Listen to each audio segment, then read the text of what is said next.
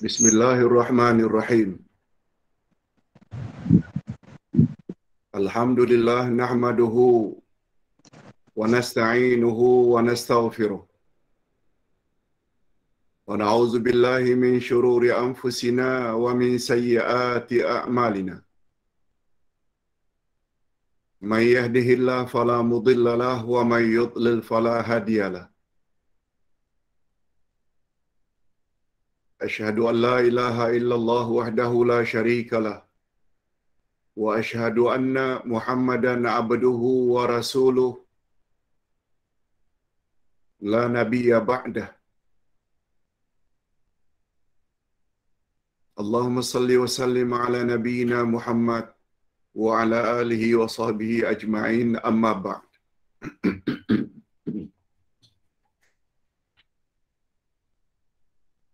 Alhamdulillah, kita bersyukur kehadirat Allah Azza wa Jalla. Seperti biasa, setiap hari Ahad kita akan belajar Al-Asma'ul Husna. Yang pada pagi ini kita akan bahas satu nama Allah yang tidak boleh dimiliki oleh mana-mana makhluk, yaitu Al-Jabbar. Al-Jabbar. Kalau Abdul Jabbar boleh, tapi kalau Jabbar tak boleh. Kecuali untuk Allah Azza wa Jalla. Ustaz yakin tidak semua umat Islam terbiasa dengan nama Allah Al-Jabbar.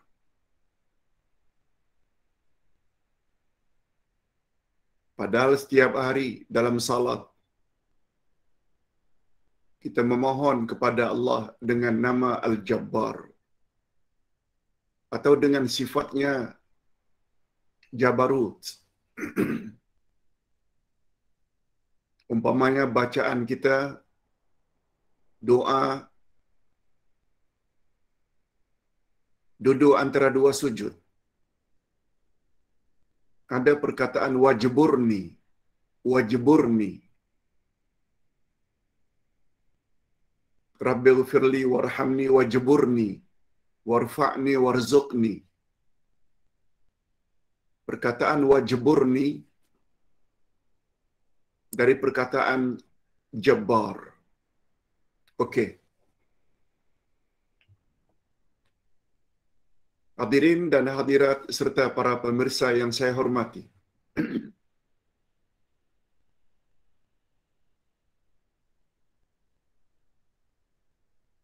Nama Allah Al-Jabbar disebut oleh Allah Subhanahu wa taala di dalam Al-Quran. Juga disebut oleh Nabi Muhammad sallallahu alaihi wasallam dalam hadis sahihnya. Membuat kita yakin tanpa ragu bahwa Al-Jabbar itu salah satu daripada nama-nama Allah. Dalil dari Al-Quran kita boleh lihat di dalam surat Al-Hashr ayat 23. A'udzubillahi minasyaitonir rajim. Huwallahu alladzi la ilaha illa huwal malikul quddusus salamul mu'min. Assalamul mu'minul muhaiminul azizul jabbarul mutakabbir. Subhanallahi amma yushrikun. Setelah Al-Muhaimin, Al-Aziz, Al-Jabbar.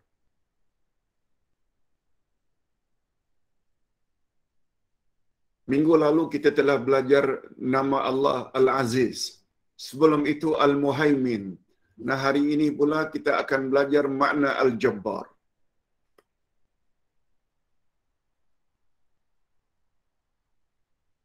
Bila kita memahami makna Al-Jabbar, dia akan memberi kesan jiwa kita akan tenang.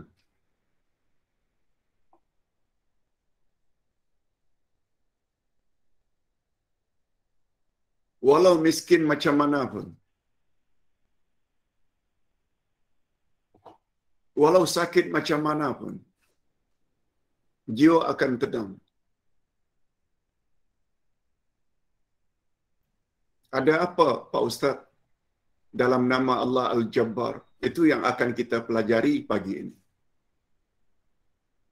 Okey, dengan adanya dalil itu membuat kita tidak ragu lagi. Allah memang punya nama Al-Jabbar.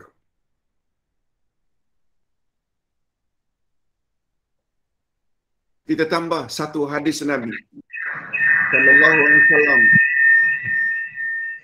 Hadis sahih riwayat Imam Bukhari.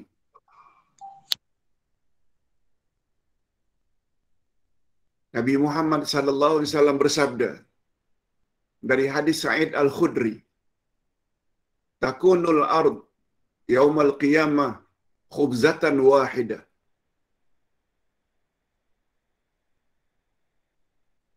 Yatakaffa'uha al-jabbar biyadih. Kama yakfa ahadukum khubzatahu fi safar nuzulan li ahlil jannah. Pada hari kiamat nanti, bumi ini bagaikan sebuah roti. Pada hari kiamat nanti, bumi ini bagaikan sebiji roti.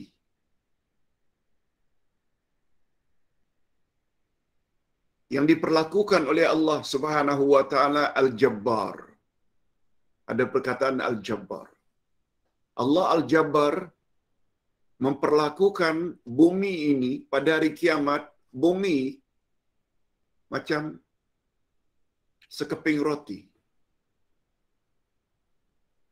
Sebagaimana salah seorang di antara kamu yang memperlakukan rotinya ketika sedang dalam perjalanan sebagai hidangan ahli syurga. Okey. Tentang dalil, ada dari Quran, ada dari hadis, membuat kita yakin.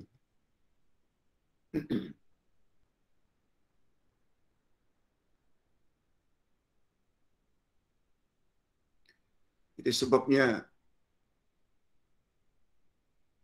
ada petua sesetengah ustaz, bila sakit lutut, baca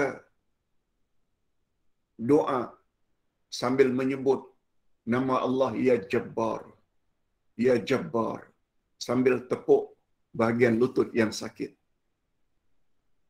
Apa rahsia di balik nama Allah disebut? Nanti kita akan jelaskan. Okey. Setelah kita mengetahui dalil-dalil Quran dan sunnah Nabi, sekarang kita berpindah apa makna Al-Jabbar. Makna Al-Jabbar menurut bahasa ada tiga. Menurut bahasa dulu, ada tiga. Berkuasa. Allah Al-Jabbar maknanya Allah berkuasa memberi kecukupan bagi orang yang berhajat. Apakah berhajat kepada makanan, berhajat kepada minuman, berhajat kepada kecukupan, yang mampu memberi kepada kita kecukupan, atau sedang sakit, yang mampu memberi kita kesembuhan, hanya Allah. Itu sebabnya Al-Jabbar diartikan dengan Allah Maha Berkuasa. Walaupun nama Allah yang lain, Al-Qadir, juga membawa makna Allah Maha Berkuasa. Tapi Al-Jabbar dia ada makna tersendiri. Makna kedua, menurut bahasa, Al-Jabbar berkuasa memaksa atau menundukkan sesiapa pun. Itu sebabnya Allah Subhanahu wa taala sangat benci manusia yang berlagak menjadi jabbar, yang berlagak ingin menjadi al-jabbar, suka memaksa orang lain. Allah paling benci. Nanti Allah akan sebut di dalam hadis kursi. Al-jabbar itu adalah pakaianku. Siapa yang ingin mengambil al-jabbar sebagai pakaianku, selendangku, akan kuhumban dia ke dalam api neraka. Jangan jadi orang sombong. Allah memberi ancaman yang sangat keras terhadap orang yang berlagak nak jadi jabbar. Yang ketiga, membawa makna keperkasaan. Al-jabbar membawa makna keperkasaan dan ketinggian yang tak akan mungkin dapat dicapai. Itu dari sudut bahasa.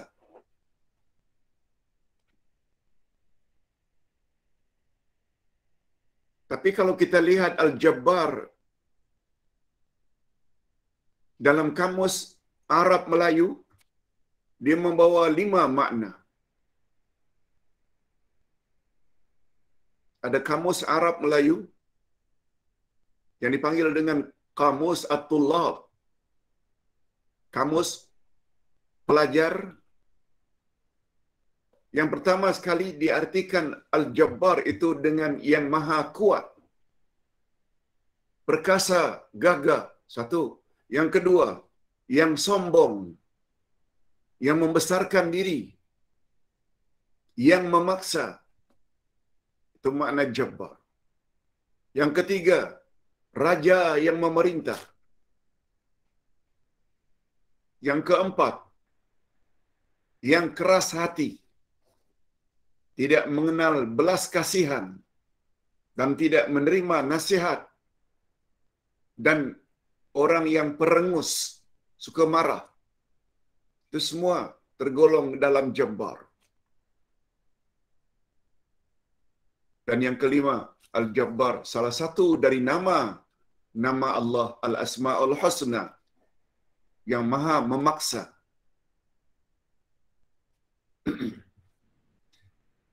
Kalau Allah Subhanahu wa taala memaksa makhluknya, termasuk kita, wajar-wajar saja. Sebab kita miliknya. Dia yang cipta kita.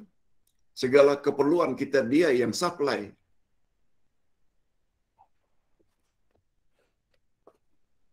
Mentang-mentang awak majikan, mentang-mentang awak bos, awak boleh buat orang sesuka-suka hati? No.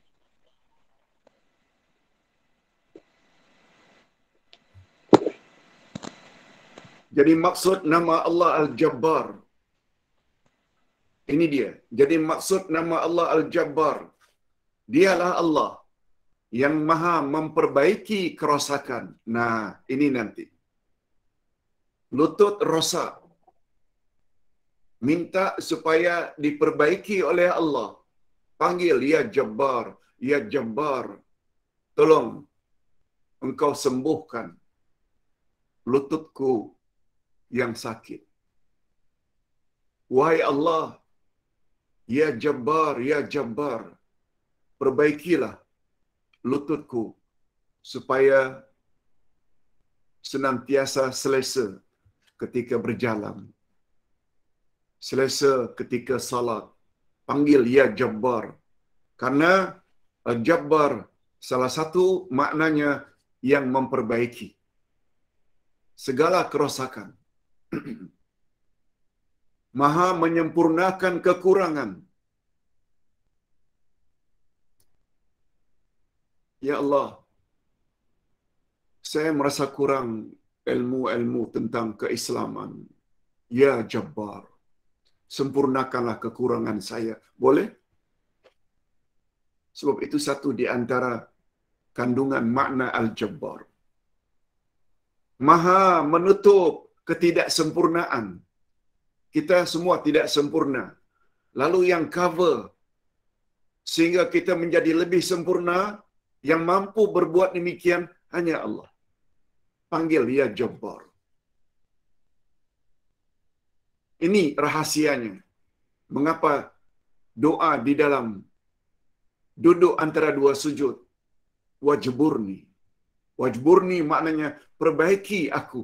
Ya Allah, paksakan diri aku, Ya Allah, agar jadi orang yang baik. Itu maksudnya. Wajburni. Dengan makna aslihli. Perbaiki aku. Repay aku, Ya Allah. Dari tidak baik menjadi baik. Tidak sempurna menjadi sempurna. Yes, itu makna wajburni. Paksa aku, Ya Allah, agar aku jadi insan yang sempurna. Kalau aku tidur malam sampai jam 3, jam 4, jam 5 tak bangun-bangun, ngantuk tak habis-habis. Paksa aku, Ya Allah, supaya aku bangun untuk tahajud, witir, qiyamul lail, baca Quran, berdoa, memohon. Apalagi pada waktu itu engkau yang offer. Orang-orang yang sedang atau orang-orang yang banyak buat dosa. Tak mau ke kamu mohon ampunanmu? Tak mau ke kamu memohon ampunan padaku?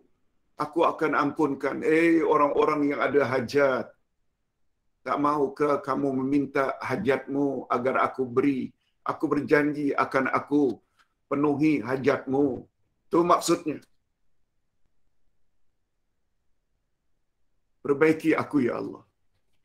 Sehingga tergerak hati kita untuk bangun. Dialah yang maha melaksanakan kehendaknya pada setiap saat. Dialah Allah yang melaksanakan kehendaknya setiap saat, di setiap tempat, di setiap keadaan, tanpa ada yang dapat menentangnya. Tak ada satu yang boleh menentangnya. Itu semua kandungan permintaan kita yang terkandung di dalam panggilan nama Allah, Ya Jabbar. Ya Jabbar. Nah, ini yang paling menarik.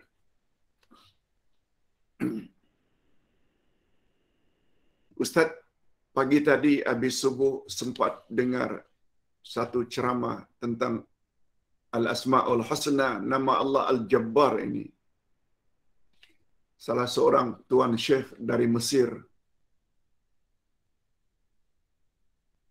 Beliau juga ambil pandangan Syekh Utsaimin. Apalagi Syekh Utsaimin ini salah seorang guru ustaz ketika di Arab Saudi dulu. Allah yarhamu. Selain bin Baz, Syekh Al-Utsaimin, beliau ada buat buku atau kitab khas tentang Al-Asma'ul Husna. Ketika membahas tentang makna Al-Jabbar, coba dengar apa kata beliau. Sungguh cantik. Ustaz ingin ajak para jemaah sekalian memahami sebagaimana yang Ustaz pahami dari mulut beliau. Syekh Saleh Al-Utsaimin. Syekh Muhammad Saleh Al-Utsaimin rahimahullah berkata dalam kitabnya Al-Asma'ul Husna, apa kata beliau? Nama Allah Al-Jabbar ini merangkumi 3 makna.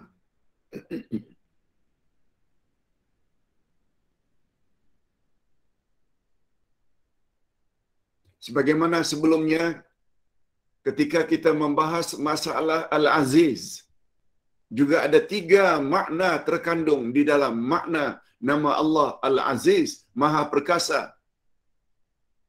Yaitu Izzatul Quwwah, keperkasaan dari sudut kekuatan. Yang kedua, Izzatul Mani', keperkasaan dari sudut menghalang. Siapa saja yang ingin memudaratkan dan membahayakan kita, Allah mampu halang sehingga bahaya tersebut tidak sampai pada kita. Dan yang ketiga, izzatul qahri wal ghalabah, yaitu keperkasaan di dalam mengalahkan mana-mana pihak. Okey, itu Al-Aziz.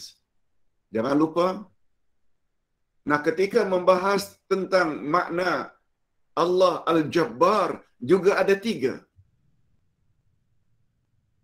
Pertama sekali, Jabrul Quwwah. Yang kedua, Jabrul Rahmah. Bukan Jabal, ya. Jabal Rahmah itu Gunung Rahmah atau Bukit Rahmah di Arafah. Bukan Jabal L, tapi Jabru R, dari kata Jabbar, Jabrul Rahmah, yaitu menunjukkan makna kasih sayang. Nanti kita akan jelaskan apa makna Jabrul Rahmah. Dan satu lagi yang ketiga, Jabrul Ulu, yaitu keperkasaan Allah, kehebatan Allah yang menunjukkan ketinggian. Okey, kita ulas 3 makna ini.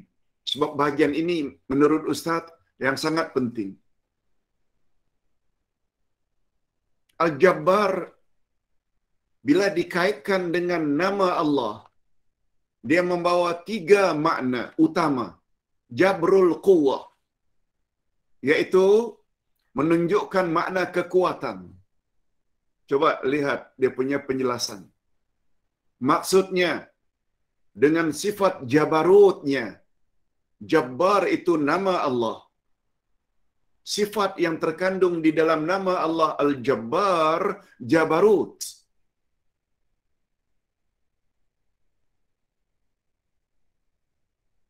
Apa makna Jabrul Quwwah, Pak Ustaz? Maksudnya dengan sifat jabarutnya, dia mampu mengalahkan Jababirah. Jababirah ini adalah golongan yang sombong, tanpa mengira apapun kekuatan.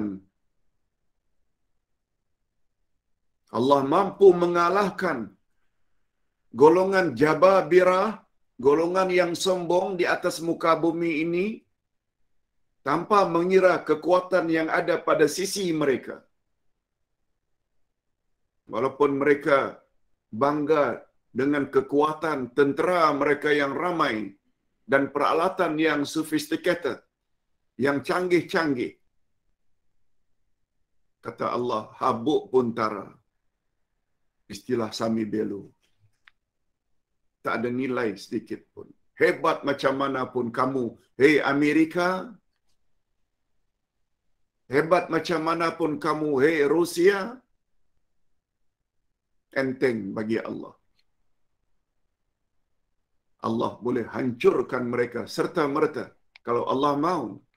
Sebab cara bekerjanya Allah, sebagaimana ayat second last dari surat Yasin, innama amruhu iza arada syai'an ay yaqula lahu kun fayakun. Allah boleh hancurkan mereka dengan sekelip mata. Apa sebab? Karena Allah ada Jabrul Quwwah. Sebab segala keperkasaan sangat bergantung pada kekuatan Allah. Kekuatan yang ada pada superpower di dunia, Amerika ke Rusia ke, siapa yang bagi? Allah yang bagi. Tentu yang membagi itu lebih kuat. Okey. Apa pula Pak Ustaz yang terkandung di dalam Jabrul Rahmah? Menunjukkan kasih sayang Allah. Ini dia maksudnya. Allah mampu untuk mengayakan atau memberi kecukupan kepada siapapun yang fakir, golongan yang memerlukan atau yang berhajat.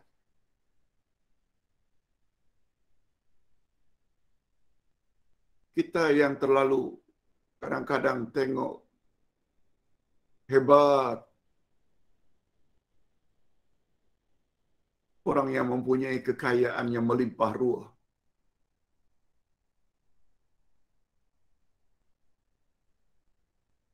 Kita tidak terfikir siapa yang beri mereka kekayaan.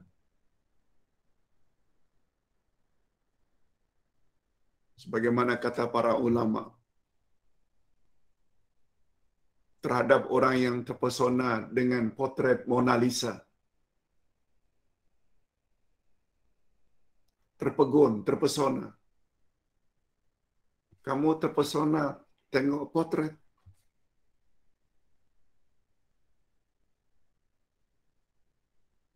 Kamu sepatutnya lebih terpesona dengan pelukisnya.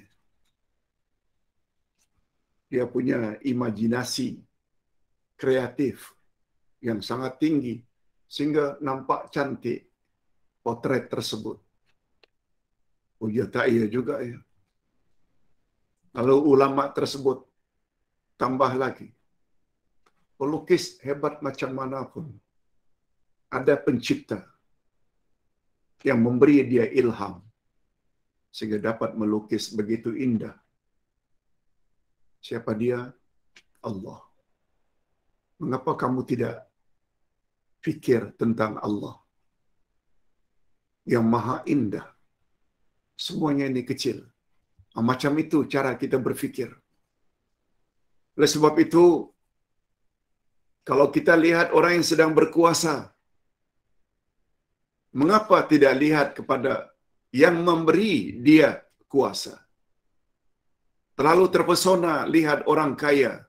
Mengapa tak fikir siapa yang telah mengayakannya? Yes, ini maksudnya Jabrur Rahmah.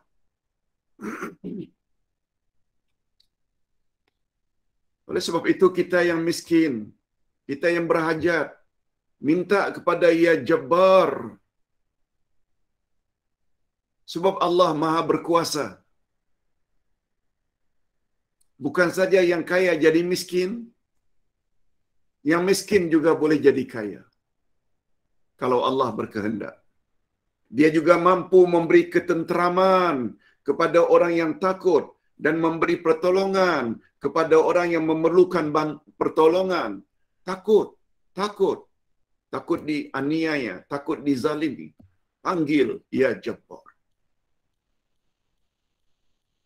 Apalagi Allah telah berjanji, ada 3 golongan yang doanya tidak akan ditolak oleh Allah. Siapa mereka?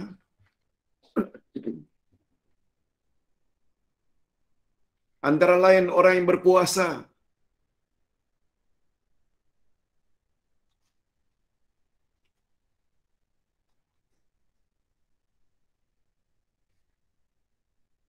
Antara lain orang yang dizalimi. Hati-hati menzalimi seseorang. Kalau dia minta kepada Allah, Ya Jabbar, engkau balaslah kezaliman orang itu terhadapku. Allah akan balas. Kita takut orang yang kita aniaya itu berdoa untuk kecelakaan orang-orang yang menzaliminya.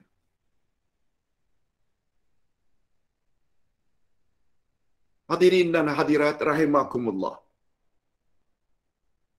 Dia juga mampu memberi ketenteraman kepada golongan yang takut, memberi pertolongan kepada yang memerlukan bantuan, serta memberi ganjaran karena kesabaran menghadapi ujian daripada Allah.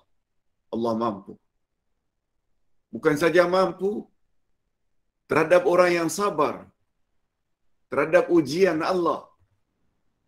Allah Subhanahu wa taala beri ganjaran unlimited, tidak ada limitnya. Lihat ayat 10 surat Az-Zumar. Innama yuwaffas sabiruna ajrahum bighairi hisab. Sesungguhnya Allah akan beri ganjaran kepada orang-orang yang sabar. Unlimited, tidak ada batasnya, tak ada limitnya. Allah mampu. Itu sebabnya bulan puasa dipanggil juga dengan bulan sabar. Karena ganjaran puasa itu, kalau amal-amal lain Allah bagi dari 10 hingga 700 gandanya,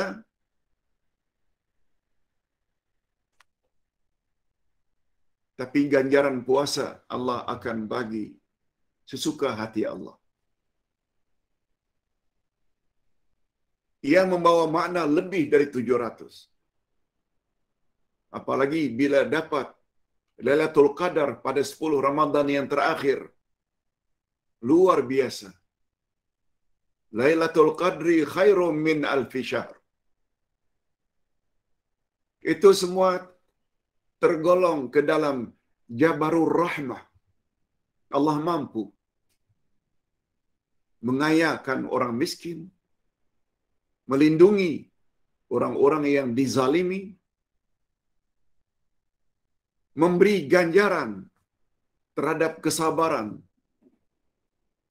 Itu sebabnya Nabi sebut, siapa yang ditimpa oleh corona, COVID-19, dia sabar menghadapinya sambil berobat. Kalau karena itu dia meninggal dunia, dia diberi oleh Allah derajat mati syahid. Mati syahid. Ini semua termasuk ke dalam Jabrur Rahmah. Nah, yang ketiga, kalau pertama tadi Jabrul Quwah, kita dah jelaskan. Yang kedua dengan makna Jabrur Rahmah,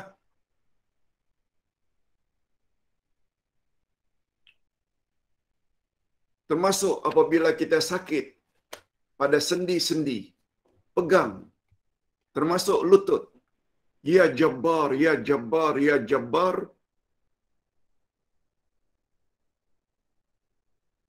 Sambil memahami makna bahawa Allah Subhanahu wa ta'ala maha berkuasa dengan rahmatnya memperbaiki mana yang rusak. Memperbaiki mana yang rosak. Sebab Ya Jabbar itu ujbur dengan makna aslih. Aslih maknanya perbaikilah.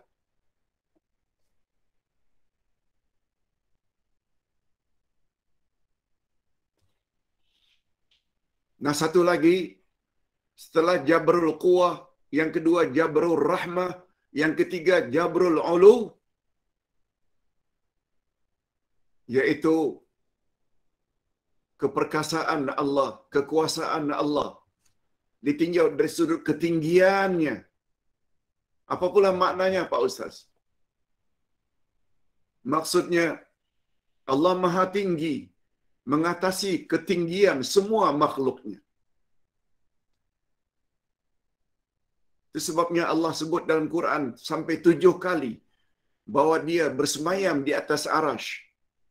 Allah yang sebut. Dan arash itu adalah kawasan yang sangat tinggi, mengatasi segala-galanya. Di situ Allah bertahta. Jangan kata Allah bertempat. Allah yang sebut, dia bersemayam di atas arash. Jangan tanya bagaimana dia bersemayam. Yang pasti, bersemayamnya Allah tak sama dengan makhluk. Titik. Full stop. Jangan bahas. Begitu cara yang selamat meyakini sifat-sifat Allah. Namun demikian, di dalam ketinggiannya, dia tetap dekat dengan hamba-hambanya. Dekat di sini dengan makna bukan dekat berada di samping, bukan. Dekat dengan makna ilmunya. Allah tahu segala-galanya apa yang makhluk termasuk manusia lakukan. Bukan yang zahir saja. Apa yang ada di dalam hati, niatnya baik ke buruk ke, semua Allah tahu. Itu makna Allah sangat dekat dengan manusia.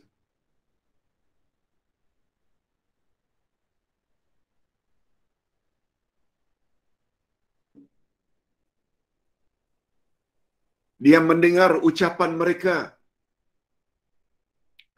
Dia melihat perbuatan mereka. Dan dia maha mengetahui apa yang tersirat di dalam hati mereka. Itu makna Jabrul Ulu.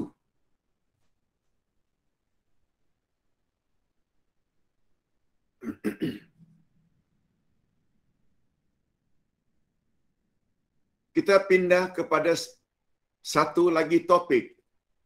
Al-Jabarut bukan sifat manusia. Kalau manusia coba ambil sifat Jabarut, itu bermakna manusia tersebut sedang menentang Allah. Manusia tersebut sedang menentang Allah. Segala sifat yang terkandung di dalam nama Allah Al-Jabbar, macam kita jelaskan tadi, adalah khas untuk Allah Azza wa Jalla.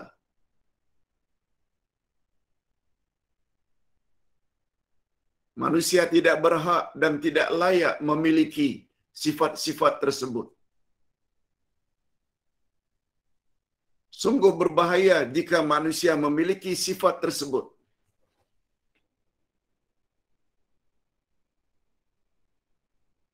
Kalau Ustaz tidak salah, ada salah satu dari tim sepak bola dari negeri tertentu dipanggil dengan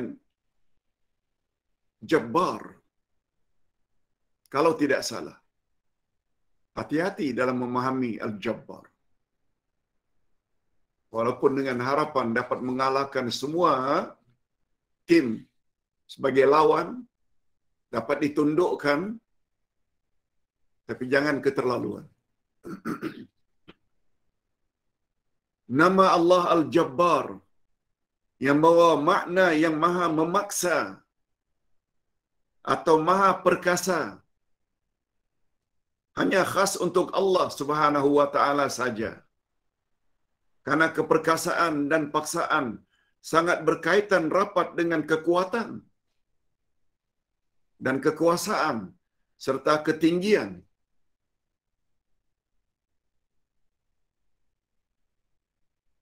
Hanya zat itu saja yang memiliki ciri-ciri tersebut.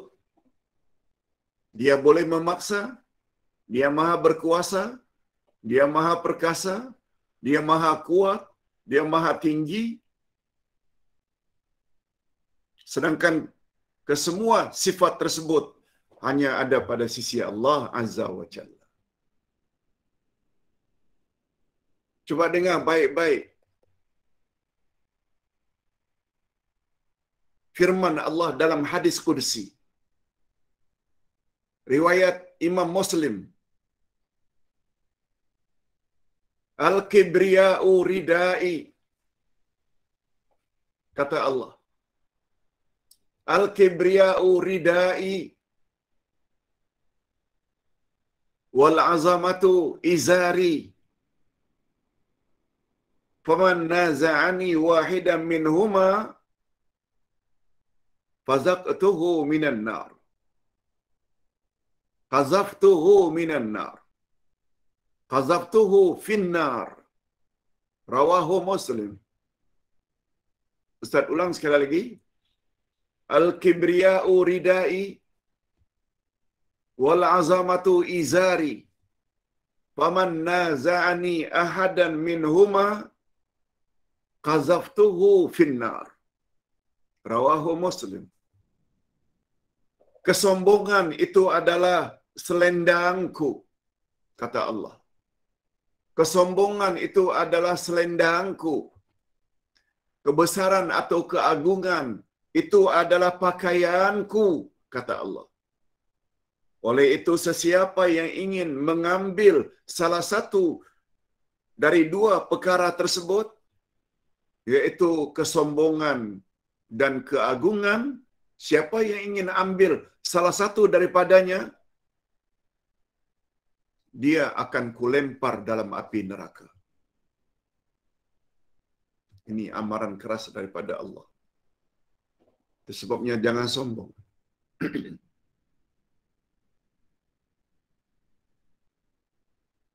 Kadang-kadang kesombongan ini tanpa disadari. Tanpa disadari. Ustaz buktikan. Allah sangat mencela orang yang memiliki sifat jabarut, kesombongan, kekerasan, ketinggian. Allah SWT akan memaksa dan mengalahkan golongan jababirah, yakni bentuk jamak bagi al-jabbar, dengan jabarutnya, keperkasaan dan ketinggiannya. Sebab Allah tidak tunduk dengan hukum atau perintah sesiapa pun. Allah tak tunduk. Malahan perintah dan hukum daripadanya wajib dilaksanakan oleh hamba-hambanya. Hakikat ini tergambar di dalam firman-Nya. Ini yang Ustaz maksudkan. Tanpa disadari, kadang-kadang kita sebagai ustaz pun ada sifat sombong. Apa contohnya Pak Ustaz? Ini ayatnya.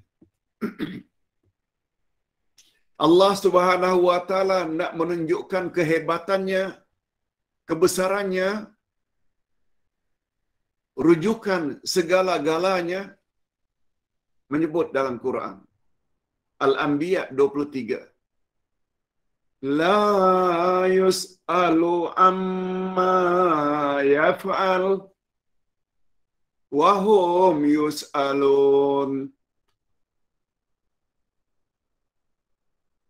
Dia, yakni Allah, tidak disoal, yus'al, tidak disoal, tidak ditanya tentang apa yang diperbuatnya.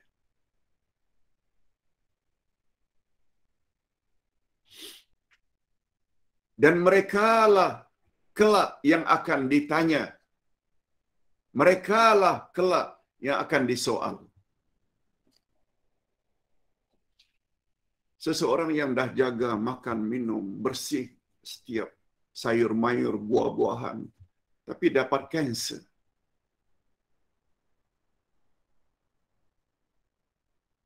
Jangan tanya, why me? Mengapa aku? Yang sudah berusaha segala-galanya. Sedangkan orang yang makan tanpa bersihkan, tak kena pun. Mengapa saya? Nah, ini maknanya dah mula bertanya. Yang memberi dia kanser itu Allah.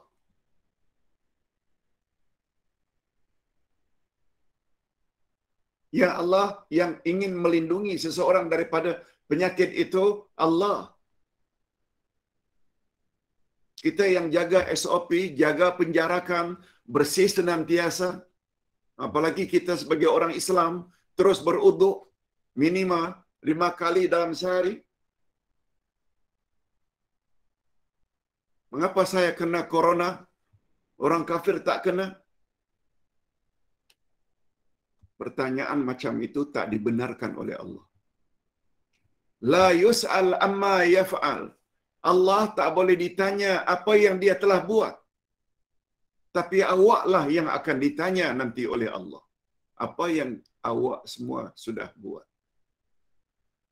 Kalau Ustaz tidak relatekan dengan sikap setengah Ustaz. Jangan tanya dalil. Kamu tak percaya ke apa yang aku cakap? Belagak. Macam tak jadi Allah. Belagak seolah-olah Islam itu miliknya. Bukan milik Allah. Sebagaimana yang dibawa oleh Rasulullah. Jangan tanya dalil. Orang yang tanya dibentak. Padahal Allah dah sebut dalam surat Ad-Duha, wa ammas sa'ila fala tanhar. Terhadap orang yang meminta-minta atau orang yang bertanya, jangan kamu hardi. Ini orang tanya dalil, jangan tanya. Ustaz-ustaz semacam ini nanti akan ditanya oleh Allah. Mengapa kamu cakap macam itu? Bukankah itu bermakna kamu telah ambil aku punya hak? Kamu termasuk jabarut. Tanpa disadari. Sombong. Padahal Ustaz,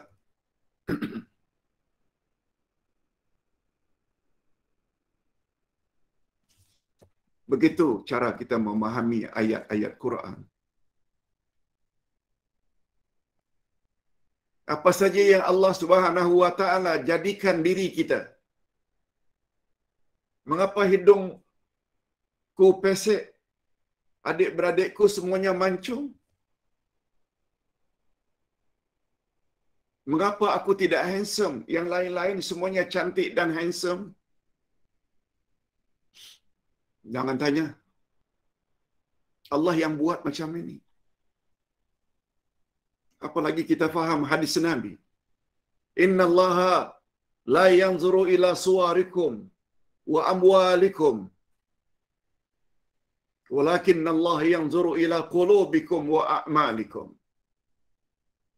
Rawahu Muslim. Hadis sahih riwayat Imam Muslim. Allah tidak melihat wajahmu. Allah tidak melihat mukamu. Allah juga tidak melihat duitmu, hartamu. Tapi yang Allah lihat hatimu dan amal kamu. Hati maknanya iman,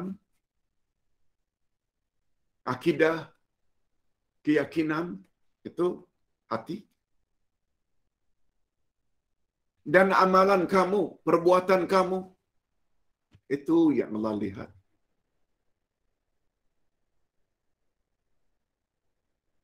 Mengapa aku dijadikan sebagai wanita? Mengapa tidak laki-laki? Mengapa aku dijadikan rendah, tidak tinggi? Tak wajar ditanya. Jadi para ustaz, bila ditanya dalil yang berkaitan dengan agama khasnya, lebih-lebih lagi tentang akidah dan cara ibadat, jangan dibentak. Kalau tak tahu dalil, katakan saja, minta maaf saya tak tahu. Kalau ingin jawab juga, sedangkan tak tahu, minta masa tangguh seminggu. Ustaz akan cari jawabannya. Begitu pendakwah yang profesional. Yang tahu manhaj. Yang ada silibus dan kurikulum. Cakap, bawa dalil. Tak cukup cakap, tulis dalam buku. Ini. Kadang-kadang sifat jabarut ini menimpa setengah asatizah yang mengajar agama. Beranggapan macam semua orang itu low class, awak yang paling tinggi. Tapi bila ditanya dalil, dimarahi. Makhluk senantiasa memiliki sifat-sifat kekurangan. Mereka merasa lapar, haus, letih, lupa dan lain-lain. Itu memang dah sifat kita. Mereka cepat merasa jemu. Mereka mudah terganggu walaupun hanya oleh sesuatu yang sangat kecil. Seperti nyamuk, seperti lalat. Itu manusia.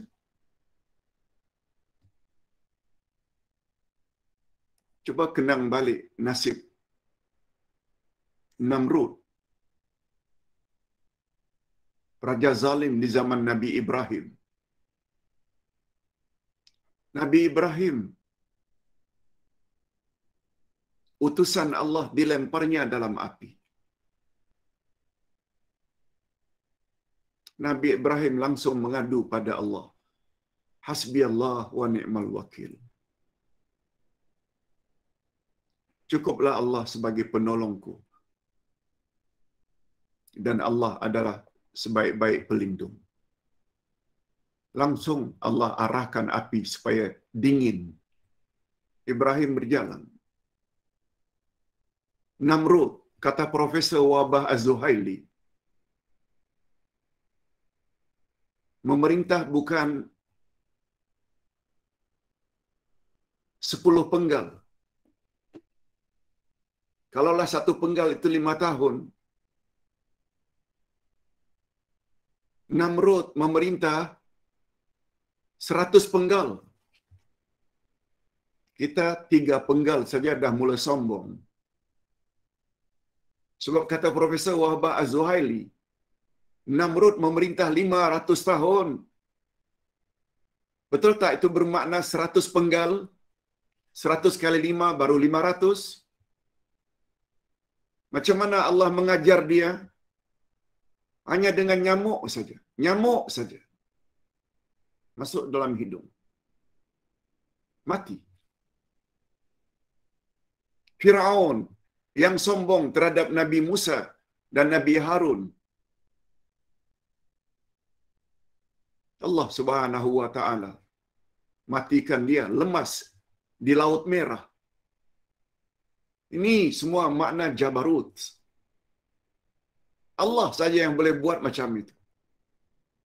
Jangan sombong. Kita banyak kelemahan.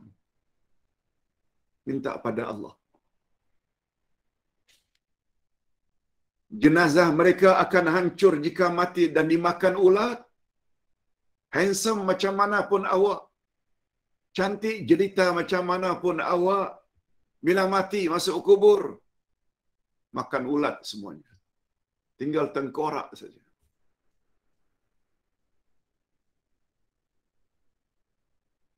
Macam itu keadaan kita, lalu kita nak sombong.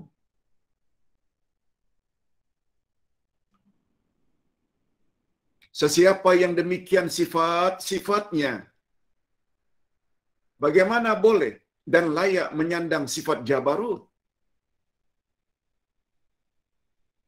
Lemah, lesu, ngantuk, sakit. Macam mana mau menyandang sifat Jabarut? Allah Subhanahu wa taala mencela golongan ini dalam ayat Al-Mu'minun ayat 35. Kadzalika yatba'u Allahu 'ala kulli qalbin mutakabbirin jabbar. Demikianlah Allah mengunci mati hati orang-orang yang sombong. Allah mengunci mati hati orang-orang yang suka memaksa orang lain sesuka hati. Dalam hidup jangan buat suka-suka hati. Kita hendaklah senantiasa bersifat tawaduk, rendah diri. Sebab pada diri kita ni banyak kekurangan.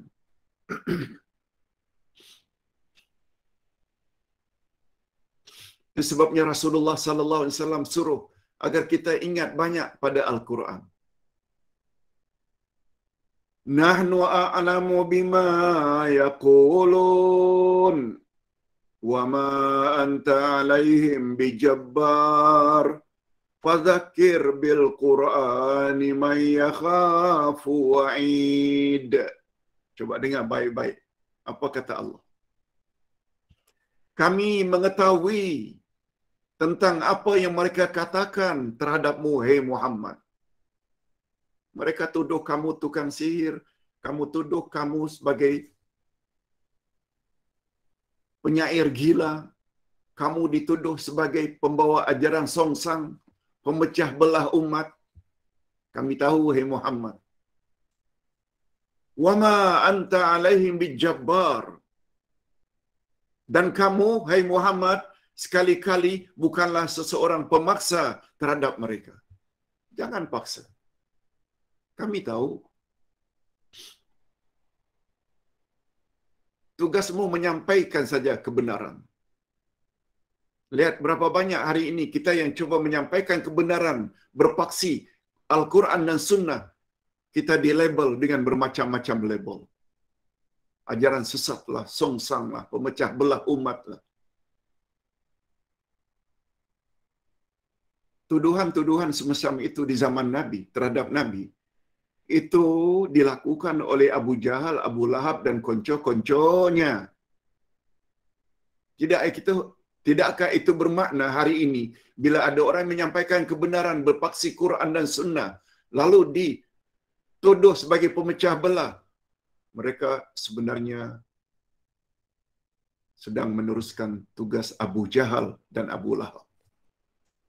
Na'udzubillah min dzalik. Jemaah mesti faham hakikat ini.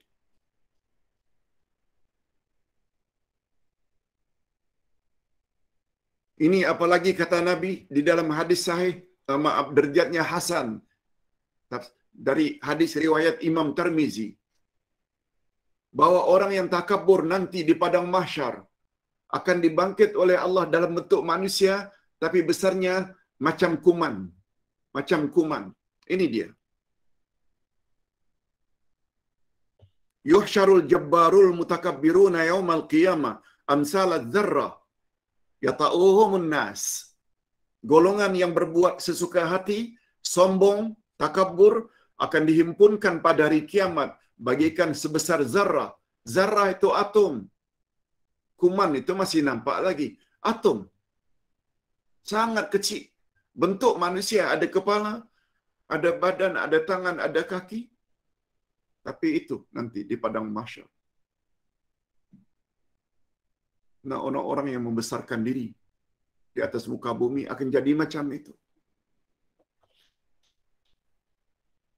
Rasulullah tidak menggambarkan betapa buruknya nasib orang-orang yang menyombongkan diri. Itu sebabnya dalam surat Al-Waqi'ah, apa kata Allah? Idza waqa'atil waqi'ah, bila kiamat terjadi.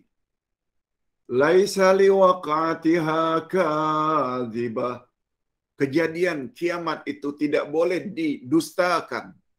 Dia pasti terjadi. Lalu apa kata Allah? Peranan hari kiamat. Khafidatur rafi'ah. Peranan hari kiamat adalah untuk merendahkan orang yang dulunya di dunia suka meninggi. Kiamat peranannya untuk merendahkan orang yang dulunya di dunia suka meninggi, membesarkan diri.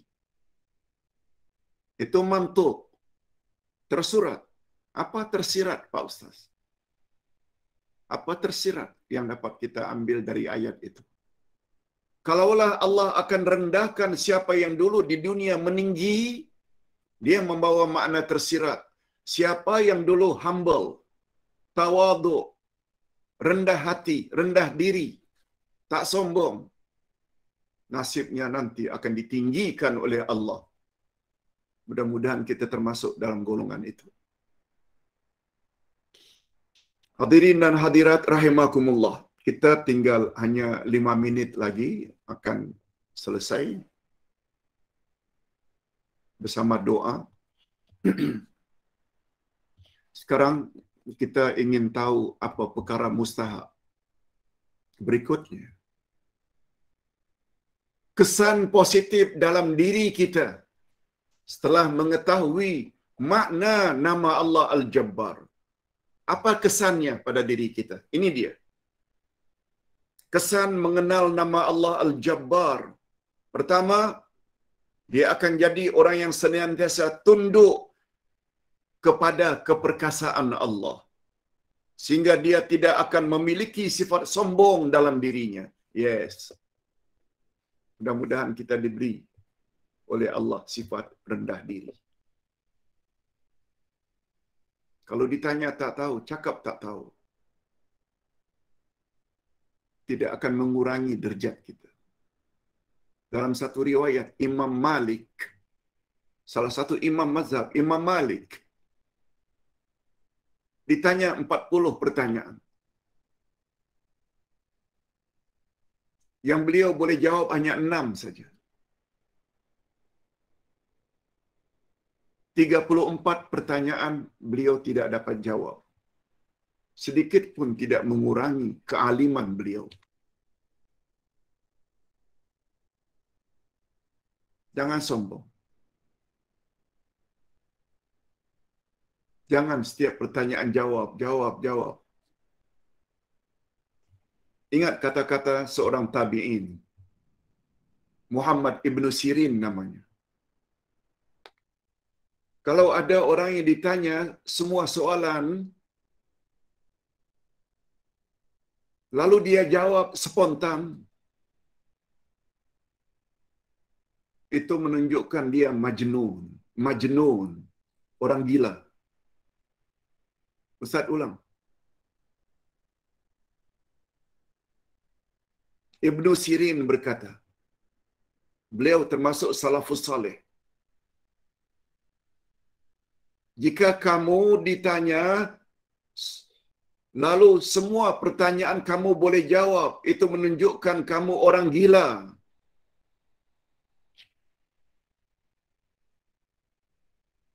Kalau tak tahu, katakan wallahu a'lam. Kesan yang kedua, iman pada nama Allah Al-Jabbar. Dia akan mudah tunduk dan menerima kepada kebenaran.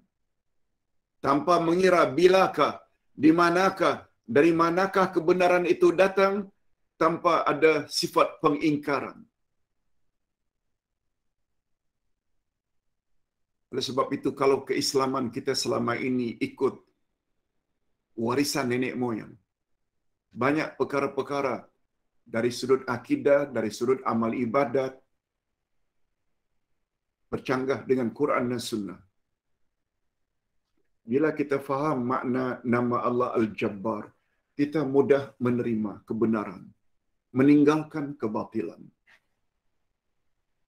Walaupun itu diajar oleh nenek moyang. Sebab Islam bukan agama nenek moyang. Islam agama Allah. Islam bukan agama ikut-ikutan, taklid buta. No. Islam agama ilmu, agama dalil. Itu sebabnya kata Nabi, aku tinggalkan 2 pedoman untukmu wahai umat. Selagi kamu berpegang teguh, kamu tidak akan sesat selama-lamanya. Yaitu Quran dan sunnahku. Bukan Quran dan nenek moyang. No. Quran dan sunnah. Nah, yang terakhir. Kesan iman kepada nama Allah Al-Jabbar. Ini kesannya. Dia akan senantiasa mengharap pertolongan Allah. Mengharap akan ampunan Allah. Senantiasa merasa perlu kepada Allah. Berusaha senantiasa memperbaiki diri. Perbaiki diri. Antara lain item kelas Al-Asma'ul Husna. Apalagi Sayyidina Ali pernah menyebut awwaluddin ma'rifatullah. Awal-awal agama adalah mengenal Allah. Ini dia. Di antara cara mengenal Allah, belajar Al-Asma'ul Husna, belajar ayat-ayat Al-Quran, tafsir Quran. Mudah-mudahan apa yang kita sampaikan ini ada jugalah manfaatnya. Kita akhiri dengan doa. Alhamdulillah Rabbil Alamin. Wassalatu wassalamu ala ashrafil anbiya'i wal mursalin wa ala alihi wa sahbihi ajma'in. Rabbana ighfir lana dhunubana wa liwalidina warhamhum kama rabbawna shighara. Rabbana hab lana min azwajina wa dhurriyyatina qurrata a'yun waj'alna lil muttaqina imama. Ya Allah, ampunkanlah dosa kami dan dosa kedua ibu bapa kami, dan cucurilah mereka rahmat-Mu ya Allah, sebagaimana mereka telah bekerja keras mendidik kami sejak dari kecil. Ya Allah, berilah kami pasangan hidup dan zuriat keturunan yang menyedapkan pandangan mata dan hati kami. Dan jadikanlah kami pemimpin bagi orang-orang yang bertakwa. Ya Allah, ya Tuhan kami, kami bersyukur. Karena pada pagi ini kami telah mendapat pencerahan tentang nama-Mu Al-Jabbar. Sungguh hebat kandungan makna Al-Jabbar. Yaitu Jabrul Quwah, Jabrul Rahmah. Dan yang terakhir, Jabrul Ulu. Sifatmu Jabarut yang tersirat di dalam namamu Al-Jabbar membuat kami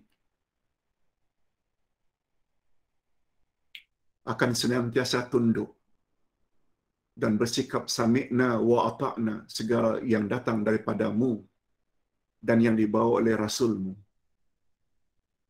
Sebab engkau maha berkuasa.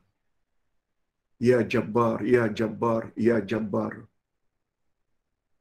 Perbaikilah diri kami yang kurang ilmu sehingga memiliki ilmu yang benar, yang kurang banyak beramal saleh sehingga kami dapat mempertingkatkan amal saleh kami supaya menjadi bekal yang sangat berguna apabila kami meninggal dunia, sama ada di alam barzakh atau di alam akhirat. Wa sallallahu ala nabiyyina Muhammad wa ala alihi wa sahbihi ajma'in. Walhamdulillahi rabbil alamin. Subhanakallahumma wa bihamdik asyhadu an la ilaha illa anta astaghfiruka wa atubu ilaik. Assalamualaikum warahmatullahi wabarakatuh.